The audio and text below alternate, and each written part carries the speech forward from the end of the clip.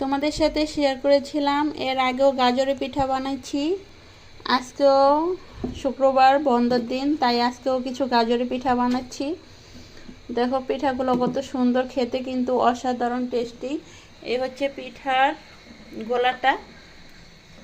এটা দিয়ে এখন একটু বড় সাইজের, যেটাকে বলে ওই যে পিঠা, তেলের পিঠা, ওইভাবে শেপ দেওয়া হবে। এই যে তেল কড়াইয়ের মধ্যে